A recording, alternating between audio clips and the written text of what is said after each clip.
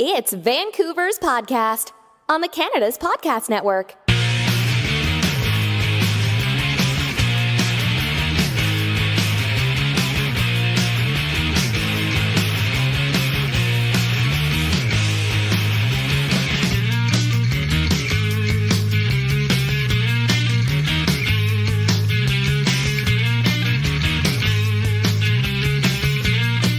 Today's episode is brought to you by Shaw Business. Shaw Business offers a whole suite of smart solutions like smart Wi-Fi.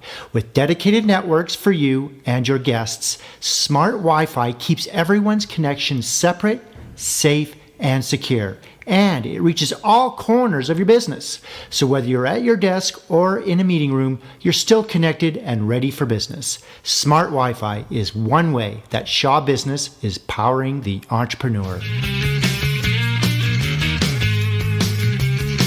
Hello, this is Robert Smigel coming to today with Vancouver's Podcast, a member of the Canada's Podcast Network, where we talk to the entrepreneurs who are making it happen here in Vancouver, British Columbia. Braden Parker is co-founder of Casca Footwear, an innovative startup developing all-day performance shoes for future builders. In the past year, Braden has moved from real estate asset manager to co-founder of a bootstrapped venture looking to challenge the global footwear giants. Well, Braden, welcome to the show. Thanks for taking the time today to be here for all our listeners. Thanks, Robert. I'm excited to be here. Great. Okay, I want you to tell us a little bit more about yourself, where you're from, and give us the details on your current business. Cool. So in a nutshell, I grew up in a small town just outside Calgary. I spent a short stint in California and got the West Coast bug and came out here for school at UBC about 10 years ago. Fell in love with Vancouver, and I'm convinced that I will be here for the rest of time. So now I'm co-founding Casca Footwear, and you did a great job on the intro. We're a shoe company for future builders. So essentially we've tried to take all the best technology from hiking and running shoes and put it into an everyday shoe that can be worn in any environment and social setting. Okay, so it's kind of made for the Vancouver lifestyle, correct? That's right. That's actually where a lot of the inspiration came from. Tired of having wet feet, going from business meeting to going to do the gross grind to sort of this, that, and the other thing. Right. So it fits that casual West Coast lifestyle that we love here. Yeah. Okay. Now, did you need financing to start your company, and how do you currently make money in the business now? So we're pretty proud of ourselves. I'm a huge fan of the book, The Lean Startup by Eric Ries. And so we bootstrapped for as long as we possibly could. And that took us to about 3 months ago, when we finally needed to actually do a friends and family round. And then we've done a bunch of pre-orders, and now we're doing a seed raise. So that's sort of where we are on the financing front. In terms of making money, selling shoes only on our website. Okay, so you're not going to be going into the retail? No, so we're online direct consumer, and the benefit of that is really we can provide a more premium product at a lower price for customers. Okay. Now, what is the long-term vision, and what will your company look like in the future? Do you see the company expanding into other areas, and where beyond Vancouver, BC, or even Canada? You know, I see Casca as a living example of how you can use a product to share a much larger purpose. So for us, we really have this ingrained why within our company of helping those support. We want to be a supporter for those that are shaping a bright future. So we might not be able to build the next best spaceship, but we can provide footwear for those that do. So ultimately to us, that means we want to be a globally recognized brand for supporting these movers and shakers. Okay, so that means you're going to be competing directly against the Nikes of the world, the Reeboks, the New Balances? Eventually. Okay, so that's the goal. That's the goal. Good. Okay. So in Vancouver is a very unique place to do business. What are the biggest benefits for you in being an entrepreneur here in Vancouver, BC, aside from designing the shoe around that? Give us some of the good points about starting a company here, but I also want you to give us some of the tough things or challenges for our listeners so they can keep an eye out for them. I would say the best thing is the lifestyle here. You're able to go out and get outside and, rather than going out and doing a round of golf like a lot of places, instead a lot of people will go and do the grouse grind. People are really aware of the importance of having this work-life balance. And I think that's just an amazing aspect and an amazing part of Vancouver that everyone is aligned on. I haven't seen any other city with so many people outside when the sun comes out than Vancouver. Another really cool thing about Vancouver, I would say, is the tight-knit community of entrepreneurs and people that are starting stuff here. Everyone is really supportive of each other, and it's a really, really cool community to meet people in. Okay, and some of the tough things. Some of the tough things, the rain. I can find the rain to be a big pain. You get used to it. I grew up in Alberta where it's so sunny all the time. So the rain is tough. And I think it can sometimes it can be hard to get into that tight-knit community because it is pretty small. Once you go in and start meeting people and asking for coffees and sort of networking, it happens. But, you still have to take that initiative to go in and find those people. Right. Okay, now we do some of our best work outside the office. Is there a place in the Lower Mainland close to where you live or work where you like to go recharge or get inspired with ideas or just think about your business? And does it change with the season considering all the rain we get here? Yeah, I would say everywhere outside is where I like to go. And the season fully impacts that. In the summer, I like to go rock climbing and mountain biking and running and swimming in Kit's pool. I live in Kit, so to me, those are all awesome ways to just recharge and kind of just reset. And then in the winter, I do a lot of backcountry skiing, and I also like to go surfing. So those are kind of my winter sports. And then in the summer, I'll do all the other ones. Okay. Now, I want you to imagine you never have been to Vancouver before. If you were to start all over again and you just moved here to Vancouver, BC, but this time you don't know anyone, knowing what you know now, what would you do? And how would you go about starting all over again as an entrepreneur? Ooh, I would probably say the best thing you could do is go and work one day of the week at one of the different co-working spaces. People are super friendly there. I think that'd be a really good way to sort of get your network up, meet people and sort of see what spaces you like and also end up making a lot of friends probably through the same process.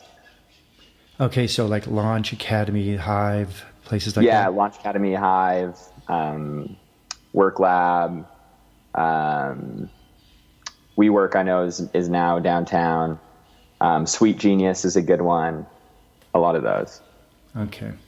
Let's talk a little bit about your routine. What does the first hour look like for you when you get up in the morning? Do you have a specific routine or a ritual that helps you get motivated to start your day? I'm definitely a type A personality. I get up at 5:30 every morning. I make my smoothie the night before, which a lot of people might find gross. But I'll wake up, walk to the fridge, make coffee. While my coffee is brewing, I'll just chug my smoothie. Then I sit down and sort of take half an hour to read the news and catch up on a few different newsletters that I follow.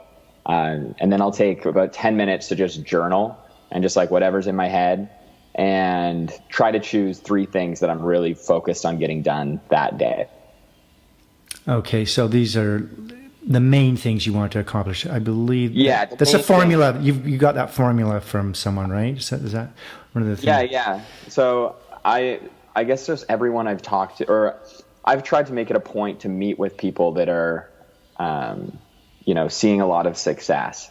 And the common theme that I always kept hearing was this idea of really reviewing your goals and what you're doing to get to your final vision and being really aware of that and writing it down. So to me, like the writing it down aspect is like, okay, what did I do today to help Casca get further ahead than it was yesterday?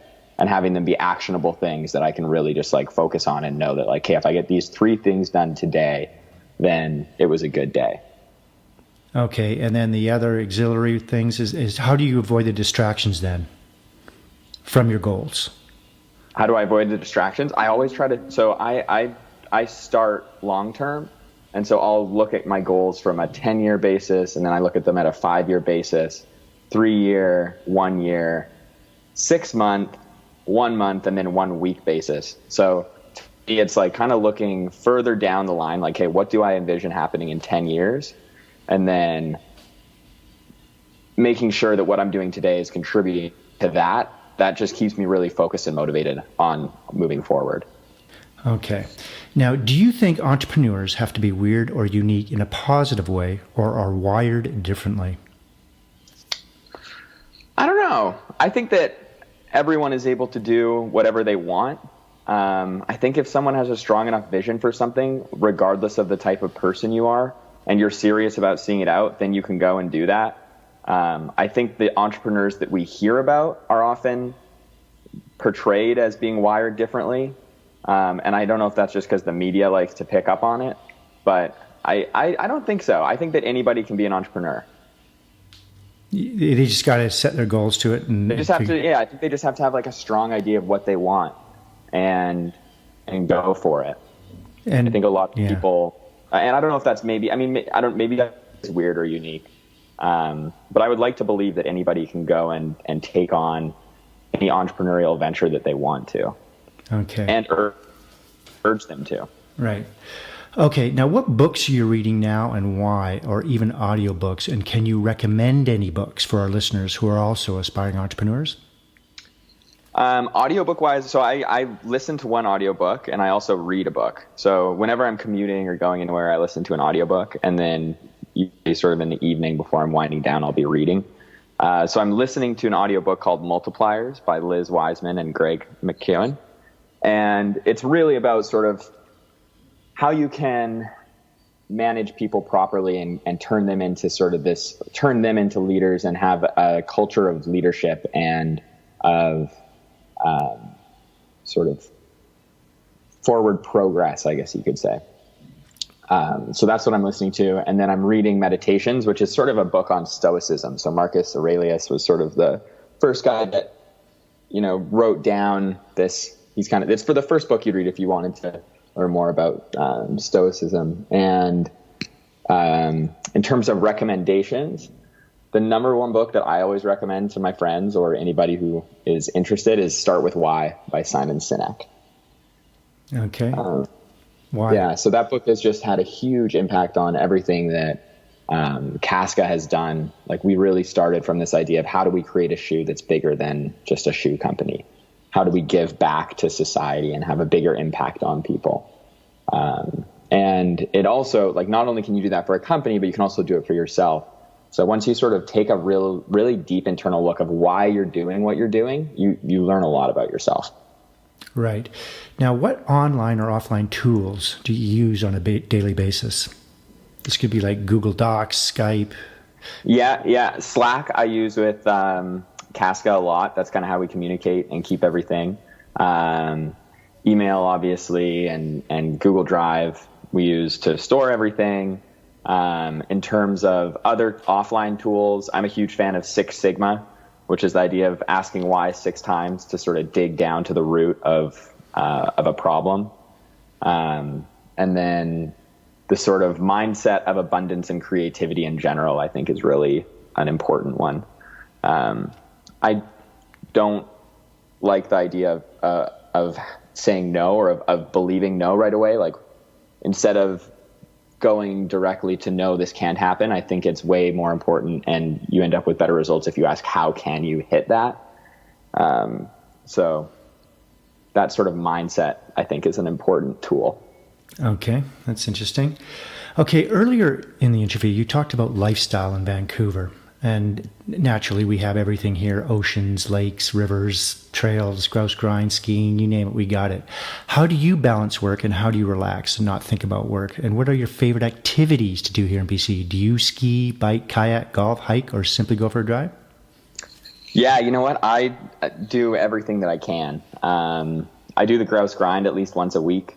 I'm not afraid to leave early to go for a rock climb or leave early to go for a mountain bike or I think that one of the most cool things of Vancouver is this environment that we have. And I've found that some of my best ideas are actually when I'm running on the seawall or swimming at Kit's pool or, surfing on the island. Like, that's when I find everything sort of comes and and yeah, your creative ideas come because you're in this kind of beautiful environment, whether you're surfing or up in Tofino or you're camping or just exactly, kind of the free flow of ideas, right? It's that kind of natural feeling of just, it's nothing inhibiting you. You're not in a cubicle. You're just kind of in the zone. Yeah, exactly. Yeah. And it's super stimulating. It's an amazing place. And I think that's why there's been so many really cool, impressive companies that have come out of Vancouver. Right. Yeah, like you look at Arc'teryx or Lululemon. Mac's head office is here. Kona Bike's head office was here. There's a lot of really, really cool companies that have been born out of Vancouver. And I'm convinced that it's due to the environment and the lifestyle. I think so too. Yeah. There's a lot of outdoor activities, equipment, things like that have come out of BC. Yeah.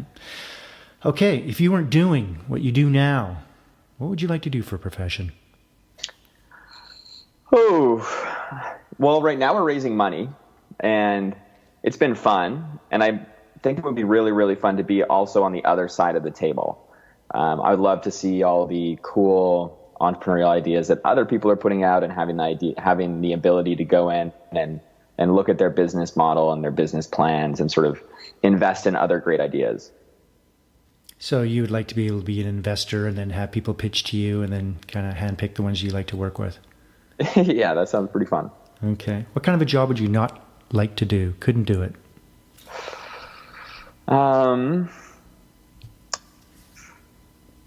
I think that I would have a really hard time, and I'm really sorry to all my accountant friends out there, but I would have a hard time being an accountant. That's common. I mean, that's real common with a lot of entrepreneurs that are more visionary. And yeah. I fully respect and understand the importance of accounting.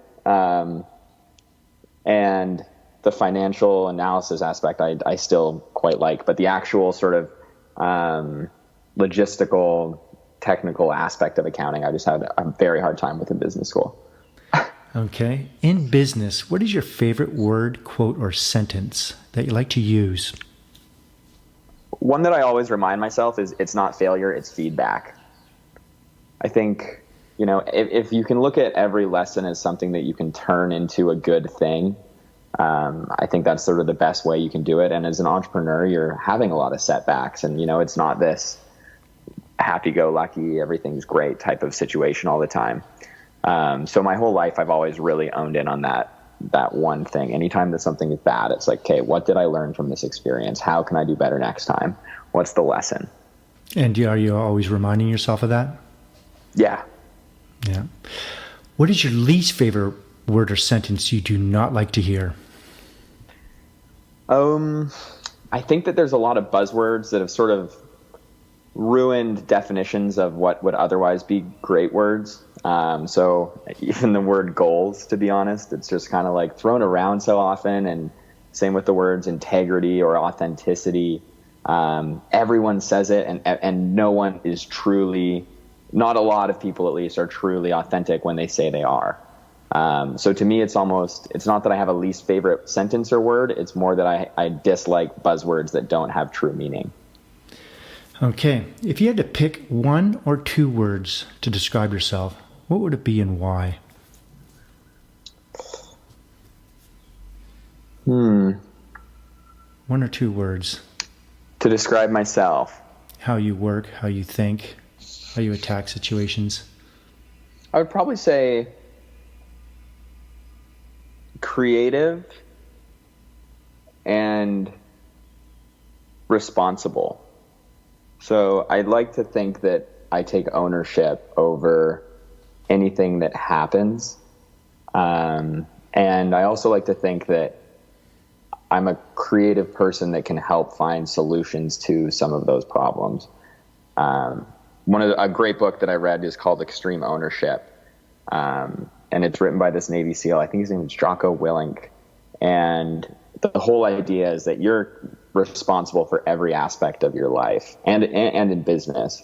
So that book really resonated with me, and the idea of you are responsible for every aspect of your life, and then also that in the same way you're responsible for getting yourself out of it. And to me, I like using creativity and just sort of endless possibilities. What keeps you up at night, if anything? I have a sleeping mask, and it's incredibly dorky, but I put that thing on and I'm out like a light. So I actually have never been a person who's had a hard time falling asleep. Nothing. Company, where it's going, finances, nothing like that? Not really. I don't know. I do a lot of things to make sure I can fall asleep. So waking up early is one. So I'm usually tired by the time it's time to go to bed anyways. And then making sure I exercise every day. I journal every day. And then I usually try to go for like a meditative walk every day and just shut my brain off before I go to bed. Okay, I want you to give us the top 3 things on your inspired life list. This could be a bucket list of any sort, whether you want to travel more, whether you want to do a TEDx talk, philanthropy, write a book. Yeah. So from a selfish perspective, I've always wanted to boat down the coast and just stop on islands and surf, down from Vancouver all the way down as far as I could get. From a business perspective, to me, it would mean a lot to just be a mentor to other people. After I've seen success, I'd love to be a mentor and sort of pay back what has happened to me. I've been very lucky to have, a lot of different mentors in my life, and to pay that back will be really fulfilling. So to give back as a mentor, to provide advice, whether it be speaking, things like that. Yeah, exactly. And then the third one I think would be to hear about how I help someone else achieve their dream that I don't know through Casca. So to have Casca be a vehicle for, having helped someone else achieve their dreams. Whether or not it doesn't need to be in the shoe business. Yes. Yeah, you're right. Yeah. Any industry. Okay. Do you have any advice that you may have received that you can pass on to entrepreneurs throughout BC? Yeah, I would say set your goals and write them down. It's such a cliche, and I know that we've been taught that for so long. But I've been doing it for the last, 5 years since I graduated university, and I look back at the majority of those goals, and I've either achieved them or failed and learned a ton from them. And then I would even go further and recommend that you review them at least once a week. So goal setting, reviewing them. Goal setting, reviewing them, resetting. So this morning, it's Monday. Every Monday, I review my 1 week goals and reset them and say, okay, this is what this week is going to be. So having them written down, and then the sense of accomplishment that you get when you cross that goal off is just the best. It motivates you to go for the next one. Knowing they can be accomplished. Yeah. Okay, Braden, are you ready to have some fun? Absolutely. Okay. Well, as you know, entrepreneurs are very, very busy people. We're always connected. We always got lots on the go, but we want to take you away from all that. There's a small tropical island just off of Fiji that only has one phone booth there. There is no internet. This place does exist. We're going to drop you off there. You won't have a computer or a smartphone or a tablet. You can use the phone booth located there anytime to call the boat, and we'll come pick you up. How long would you last before you made that call? What would you do while you were there? Ooh, well, I've always wanted to do a 5-day silent retreat. Most of my friends will probably tell you that I talk too much, so a 5-day retreat would probably be a good thing for me. After that, I would probably want to spend some time adventuring and doing things. I'd probably say a week. I think after a week, I'd be like, okay, feeling reset, ready to go, adventure. Are there waves on this island, actually? Probably, yeah. It's an island out in Fiji. Yeah, There's probably some trees. I'd probably either try to find a surfboard or make one, and then surf at least a little bit. If that was successful, I could probably stay for 2 years. 2 years? So you'd go from 1 week to 2 years? So he found the surfboard. He ain't coming back. So we're going to be sitting out there for 2 years because you found a surfboard? Yeah, I'm going to become a professional surfer. That's the new goal if I find a surfboard and I'm on this magical island. No, I'm just joking. I would probably stay for probably another week or two if I could, and then I would call if I had the surfboard. Otherwise, I would probably after a week. Okay, 1 week. We'll call it a week. Yeah. Okay, well, 1 week. Okay. Yeah. Okay. Well, unless the surfboard floated, unless we just kind of floated one over to you just to see what kind of reaction we get, we could do that. Yeah, exactly. Then it could be longer. Okay. Okay, Braden, how can our listeners get hold of you? And is there anything you'd like to add before you leave us today? Yeah, I'd just like to say thank you so much for, putting on this podcast. It's always exciting to see them, and I'm really, really honored to be on it. You can email me anytime at Braden, Braden, at Casca, CASCA.com.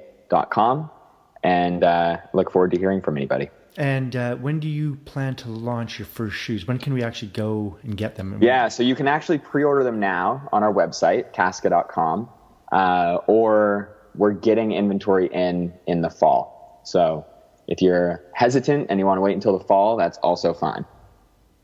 Okay, fabulous. Well, you know what? It's been great because it's always nice to have a non-tech guest on our show. So that was always nice to have. And being that your shoes are made for the Vancouverite lifestyle, I'm sure that you'll get a lot of people wanting to learn more about it. And I encourage you. They're beautiful looking shoes. So I encourage the listeners to take a look and go to the website and check things out. And please place your order. I'm sure that you will be very glad you did, so that you can live the true West Coast lifestyle. There you go. That's okay, right. man. Awesome. Thank you for coming on the show. Thanks, Robert. Appreciate it. I've learned a lot about you, and I'm sure our listeners have as well. We'll see you next time. Hey there. Thanks for taking the time today to listen to Vancouver's podcast on the Canada's Podcast Network. We hope you enjoyed the show today. Make sure you sign up for our newsletters and write a review for us on iTunes, and then connect with us on Twitter, Facebook, Instagram, and LinkedIn at Canada's Podcast. You can also check out what other entrepreneurs are doing across the country. See you next time.